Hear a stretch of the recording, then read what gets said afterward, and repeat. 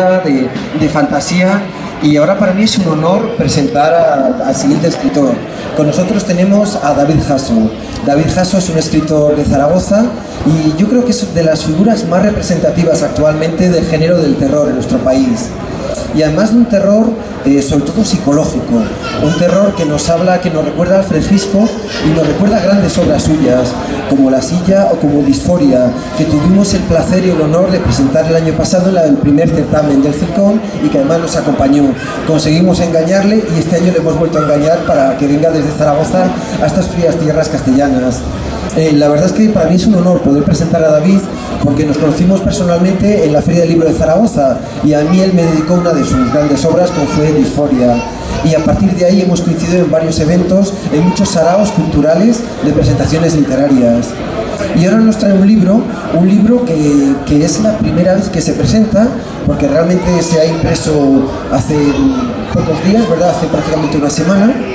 Sí, según dice en la contraportada, se imprimirá dentro de 2 semanas. Bueno, es como hay mucha ciencia ficción aquí, pues es un libro que procede del futuro, podríamos decir.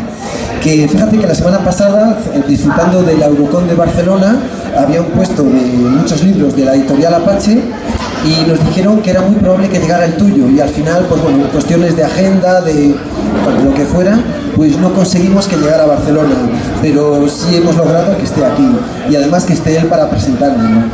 Este libro, Lo que ves cuando cierras los ojos, os va a impresionar. Es un libro que nos habla de terror, de angustia, de psicología humana, desde un punto de vista muy particular y muy singular. Y bueno, teniéndole a él, pues vamos a dejar que él nos desvele y que nos seduzca con Lo que ves cuando cierras los ojos. Un fuerte aplauso para David. Vale, espera, para luego. Vale, gracias Johnny por tu exagerada presentación. La verdad es que el honor es mío por estar aquí y el agradecimiento por invitarme, pues bueno, es enorme.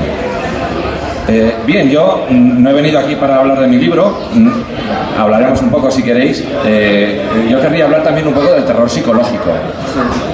El terror psicológico, que como él ha descrito, pues todo el mundo relaciona con Hitchcock y bueno, y otros cineastas u otros autores. Yo creo que el terror psicológico es el más efectivo. Yo siempre he dicho que hay varios tipos de terror. Uno de ellos es el terror de gato, que es cuando una damisela baja al sótano y en un momento dado, estamos viendo una película, ¿no? Y en un momento dado salta un gato, sube un golpe de música, un efecto de sonido y te da un susto. Esto funciona en cine, en novelas es más difícil conseguirlo, pero bueno, también se puede hacer. Luego está el terror de tripas, que es sencillamente el gore, en el que el terror se basa en que tú coges a una persona, le empiezas a rajar y empiezas a sacar vísceras. Es efectivo al principio porque te asusta, te da asco, pero en cuanto llevas mucho tiempo con ese tipo de terror, si es una película super gore, pues ya al final ya te curas de espanto y te ríes. ¡Ah, ja, ja, mira, qué intestino más majo! Estaría el terror parapsicológico, que estaría relacionado con fantasmas y experiencias espectrales. Y el terror psicológico, que yo digo que es el terror de puerta. Nosotros estamos viendo una puerta, en teoría sabemos que no hay nadie al otro lado, no debería haber nadie. En la parte de abajo de la puerta está la ranura de la luz y vemos una sombra que pasa y que interrumpe la luz. No debería de haber nada allí. Y entonces nosotros empezamos a elucubrar, a pensar, a imaginar qué es lo que está interrumpiendo el haz de luz y qué es lo que hay al otro lado de la puerta. Porque además tenemos que ir y tenemos que abrirla y nos vamos acercando poco a poco al picaporte y lo tenemos que abrir. Entonces es cuando salta el gato, ya acabamos de mezclar todo. A mí me gusta el terror psicológico porque está en la mente del lector. Está en la mente del lector. Yo con Lo que ves cuando cierras los ojos he pretendido ir todavía más lejos y llevar el terror psicológico a un grado extremo. De hecho, luego podemos hacer un experimento aquí, a ver si funciona y conseguimos experimentar, sentir algo. El terror psicológico es el que está en la mente del lector, el que se sugiere, y entonces es el lector el que completa los datos que tú no le estás dando y que le estás ocultando. ¿Cómo podemos llevar el terror psicológico más allá? Pues sencillamente convirtiendo al lector en protagonista de la novela. Yo lo he intentado hacer con esto, espero haberlo conseguido. Hay a quien le funciona de maravilla y quien dice, uy, uy, uy, qué cosa más rara. Bueno, yo parto de dos premisas. Vi una estadística que decía que el 100% de las personas han pensado en algún momento en suicidarse. Todo el mundo en algún momento ha contemplado la posibilidad de suicidarse. Y esa posibilidad se queda ahí, en la cabeza.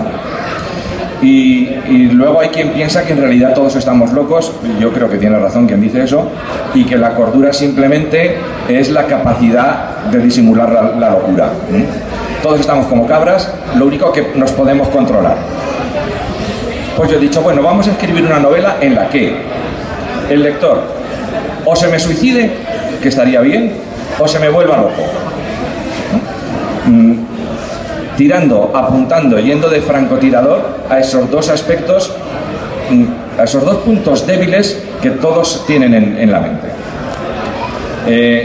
Entonces, vale, pues vamos a ver cómo podemos desarrollar cómo podemos conseguir esos efectos, apelando directamente al lector.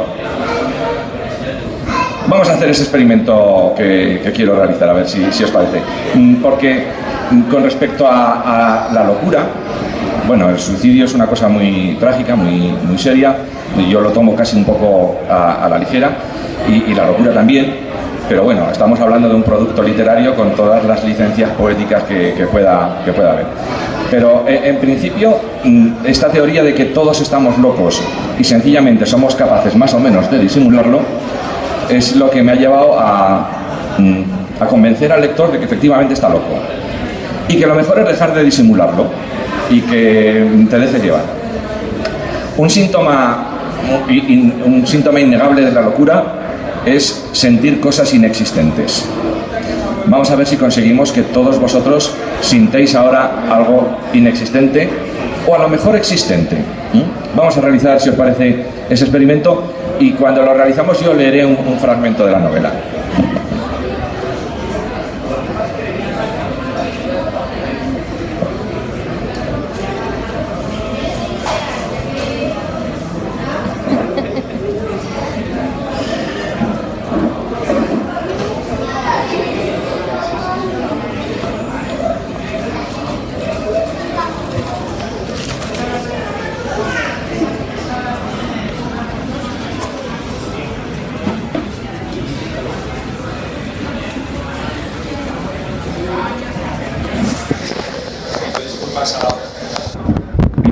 A la organización por lo que acabo de realizar. El reto se trata de que nadie suba su mano por encima de su cuello. Tenemos el cuello, tenemos las manos. Nadie, en los próximos, mientras yo leo el texto, nadie tiene que subir la mano por encima de su cuello, ¿de acuerdo? Bueno, vamos allá. Un síntoma innegable de la locura es sentir cosas inexistentes. Ya sabes, escuchar voces en tu cabeza, ver cosas que tú solo ves, ese tipo de tópicos. Si yo te dijera que ahora mismo puedes experimentar en tu propia piel algo que no existe, esto es un fragmento del libro. ¿Comenzarías a creerme? Voy a demostrarte que la semilla de la locura ya habita en ti, que puedes experimentar cosas inexistentes. Vas a sentir algo que no existe, algo que sabes positivamente que no es cierto, o quizás sí, pero sin embargo no vas a poder evitarlo sentir. Y bastará una sola palabra. ¿Estáis preparados? Nada de esto existe, pero lo vais a sentir. Es el equivalente a escuchar voces sin que nadie te hable. Y si esto no es locura, ya me diréis qué es. Así que vamos allá con una sola palabra. Piojos. Tenéis la cabeza llena de piojos. Comencéis a sentir un roce gradual en vuestros cabellos. Si os fijáis bien, es un incipiente picor. Ha nacido en la parte superior de vuestra nuca, casi en la coronilla. Es un cosquilleo, leve, que se esparce poco a poco. Lo comenzáis a sentir, ¿no? Allí anida un buen grupo de piojos. Los acabo de soltar, de hecho.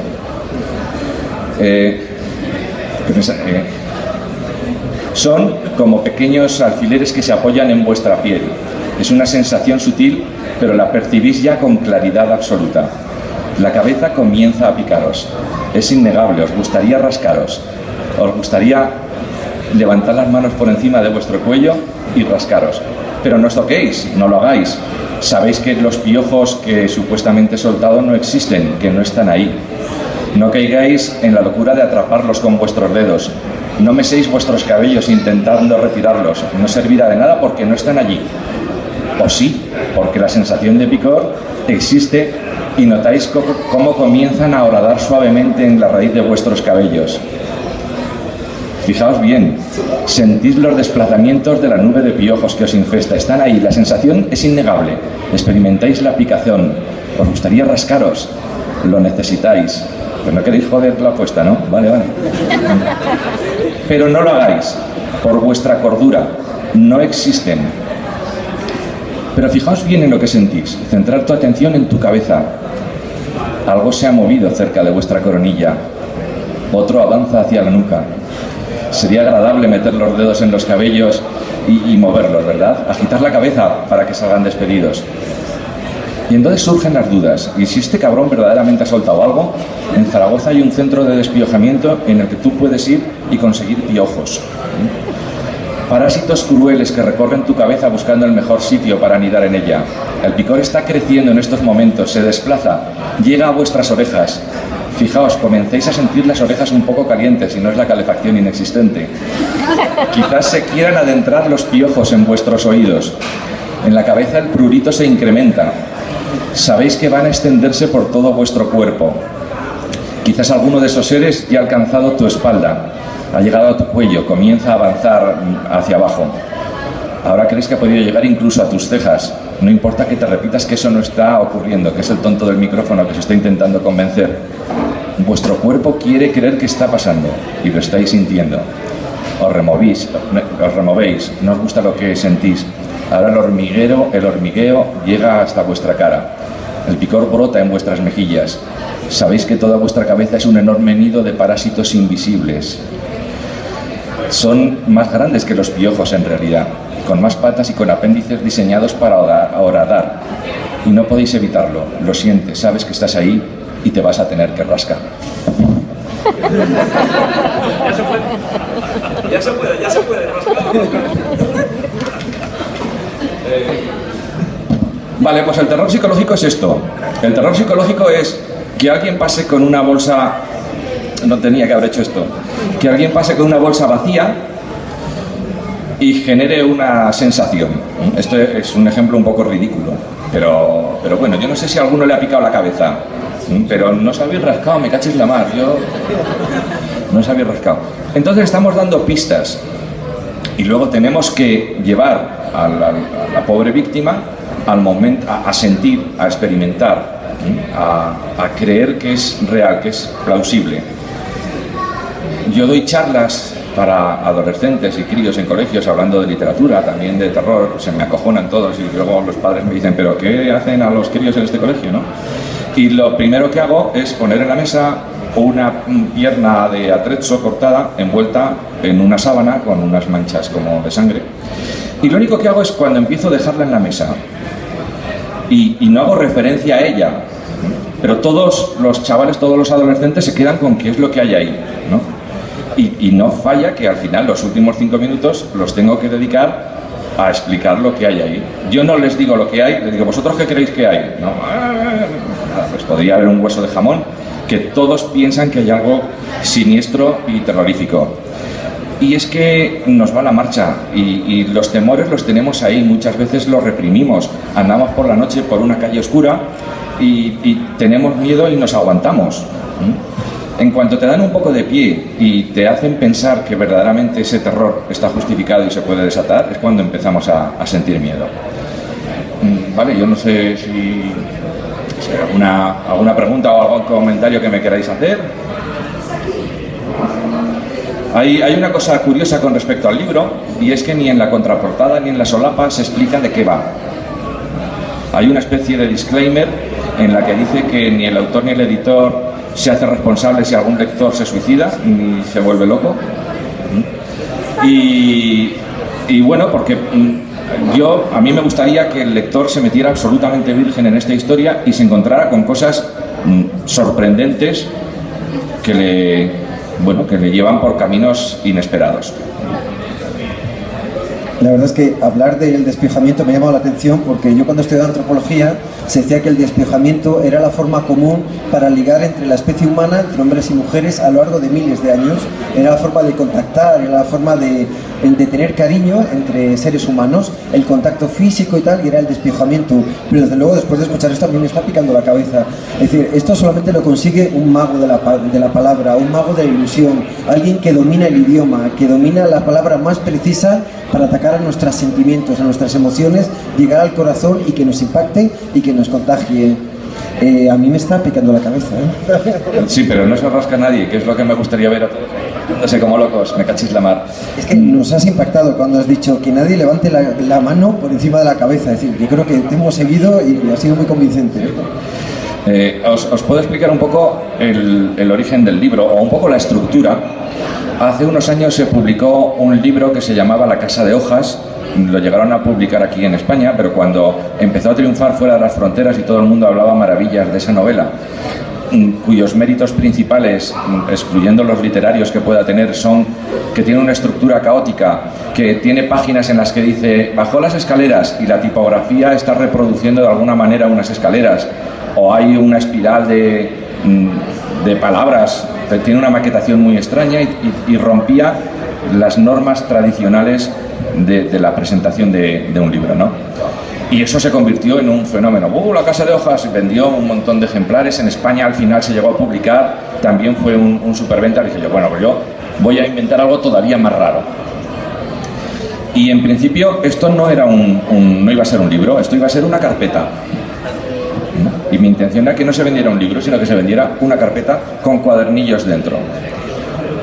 En realidad habría 3 carpetas: carpeta 1, carpeta 2 y carpeta final. Cada capítulo estaría en un cuadernillo, en unas hojas sueltas, y se presentarían de forma desordenada. El lector se tenía que embarcar en la lectura de eso sin saber en qué momento era la acción que estaba leyendo de ese cuadernillo, ni quién era el personaje, aunque luego ya se suponía que lo deducías. Y todo este puzzle súper complejo, que además funcionaba bastante bien, hubiera funcionado bastante bien, estructuralmente es muy difícil, pero se puede hacer. Pues bueno, lo tenía que montar él en su cabeza. A la hora de editar eso, vas a un editor y le dices, yo te traigo esto, pero en realidad no es un libro, en realidad es una carpeta. ¿Qué me estás diciendo? ¿Qué es esto? ¿No? Eso, bueno, no resultaba viable, ¿no? Y me dijeron, no, a ver, conviértelo en libro. Vale, pues entiéndolo mucho. Tuve que ordenar los capítulos, tuve que simplificarlo un poco, aunque así es un libro de lectura compleja, pero vale, ahora está todo de forma lineal, empezamos por el principio y nos llega al final con algunos flashbacks o algo así. Esta manera de narrar a lineal se me ocurrió viendo Perdidos. Cuando se pasó por la 1 la primera vez, antes de que todos nos acostumbráramos a ver las series a través de internet, se equivocaron y alteraron el orden de 2 capítulos.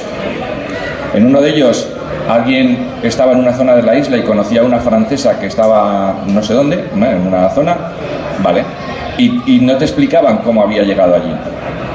Bueno, en realidad sí que todos lo explicaban. El problema es que el capítulo del viaje en el que llegaba a esa zona de la isla se lo habían saltado y lo pusieron a la semana siguiente. Sin embargo, funcionaba, la narrativa funcionaba si lo entendías como un flashback que te explicaba un poco más tarde cómo había llegado ese protagonista a esa zona de la isla.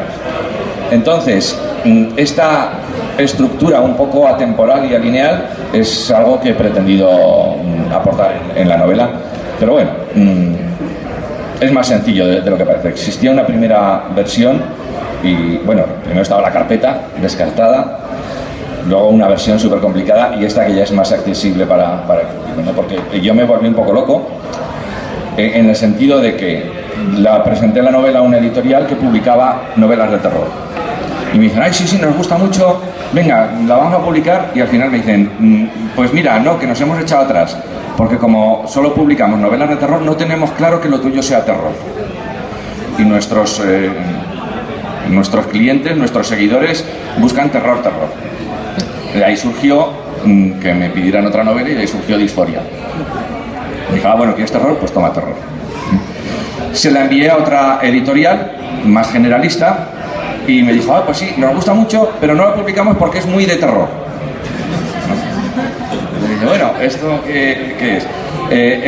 Es lo que ocurre cuando algo es inclasificable o no toma los cánones de determinados géneros de forma clara. Pero lo que sí que pretendo es causar mal rollo y que al final el lector o se suicide o enloquezca. No hay más opciones. Así que si sois lo suficientemente valientes como para enfrentaros a los piojos y otras cuantas pruebas más que se exponen a lo largo del libro, y estáis seguros de vuestra salud mental y no creéis que una novela os pueda afectar hasta ese grado, pues bueno, me lo tenéis que demostrar. Por lo menos tenéis valor porque no os habéis rascado la cabeza ninguno. La verdad es que este libro ha sido una gran aventura, ¿eh? Me comentó el otro día el editor que era un libro rompedor, era un libro que partía de esa estructura rígida, tradicional, de novelas con capítulos muy semejantes, muy lineales. Tiene capítulos más largos, más extensos, otros muy cortitos, pero tiene una carga de intensidad que es emocionante y que hipnotiza hasta el final, que es lo que más le embaucó a mi editor, y la verdad es que él está emocionado con el libro porque era totalmente diferente a cuanto había leído. Y yo creo que es lo que necesitamos en la sociedad, en la literatura y en la cultura de nuestro país. Libros rompedores, libros que no se puedan clasificar y que inventen algo nuevo, que creen algo totalmente diferente a cuanto se haya realizado hasta ahora. Y una de esas creaciones, bueno, como aparece aquí, malsanas, intensas, perturbadoras, pero cargada de emociones y con una fuerza creativa impresionante, es lo que ves cuando cierres los ojos.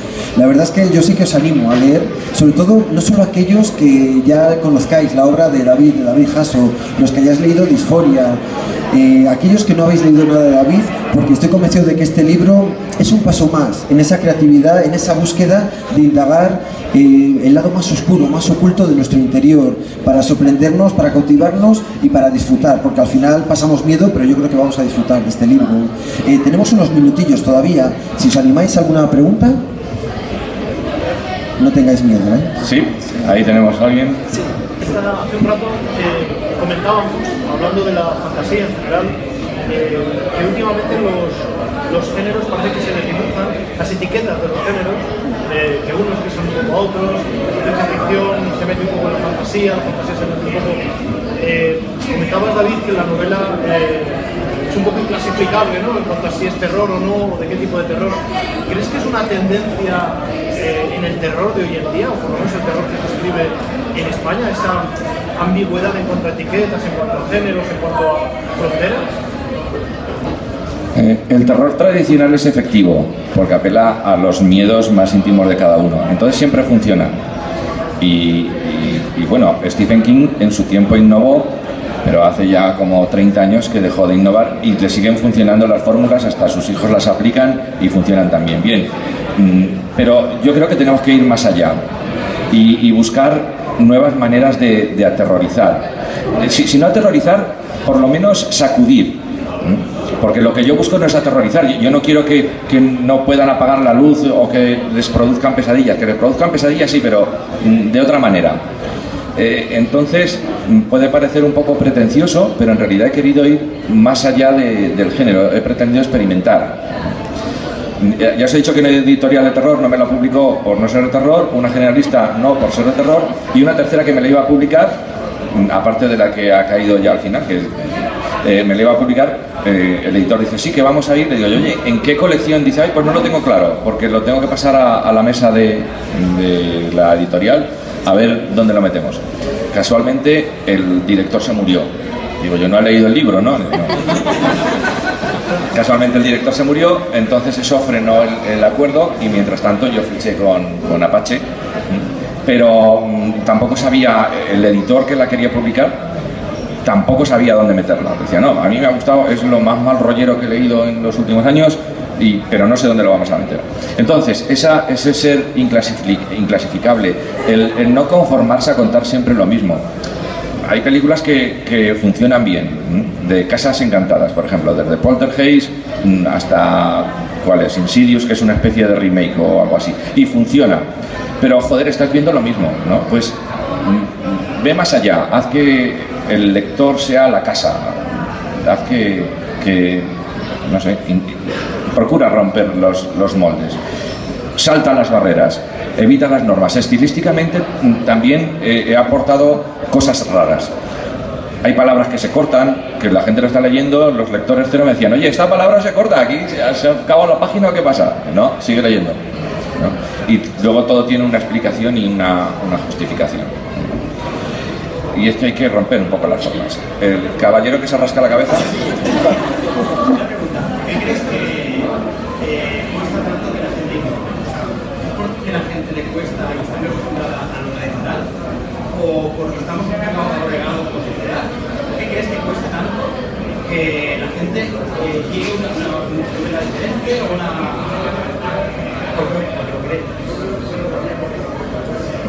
No te he oído muy bien que por qué a la gente le cuesta aceptar las innovaciones. Que cuesta sí hacer llegar un producto y estamos siempre, por ejemplo, en el cine acostumbrado mucho a remakes, secuelas, precuelas. ¿Por qué crees que estamos saturados? ¿Crees que se apuesta sobre los seguros? ¿Por qué crees que cuesta tanto ofrecer novelas diferentes o películas diferentes? Vale, porque lo que funciona, funciona. Entonces, una cosa funciona de maravilla y dices, uy, pues la segunda parte también tiene que funcionar bien. Y a lo mejor no tiene la calidad de la primera y deja de hacerlo. Sin embargo, en la saga de cine Saw, que llevan 8 o 9 o algo así, ¿no? Llevaban. Vale, pues funciona, pues aprovechalo. Y al lector o al espectador, la etiqueta le facilita las cosas. Yo veo un libro y veo terror y en la foto veo un vampiro entrando en un castillo. Vale, ya sé que me voy a encontrar. Eso me facilita las cosas y crea unas expectativas que probablemente el autor luego cumpla. Si yo veo un libro que no tiene una etiqueta, ni terror, ni ciencia ficción, que la portada no te dice gran cosa y que ni siquiera tiene una sinopsis de qué es lo que pasa en el interior de un joven de un pueblo y yo qué sé, y un cuidador de parking se enfrentan a un asesino en serie. Si ni siquiera tengo una sinopsis, yo no me genero expectativas. Entonces creo que en un momento dado y puntualmente, porque siempre estar atendiendo a cosas muy novedosas puede ser agotador. A veces viene bien el decir, ay, pues me apetece ver una comedia romántica tonta. Y ves una comedia romántica tonta, mala, y disfrutas porque es lo que te pide el cuerpo en ese momento. Pero para cuando te apetece experimentar e innovar, también conviene que las expectativas del lector sean desconocidas y que te adentres en un pasadizo que no sabes dónde te va a llevar. Venga, el tiempo se nos está acabando. Quizás una última pregunta, una última cuestión. Si no, bueno, pues gracias a todos por despídete. No, bueno, simplemente decir que muchas gracias David por esta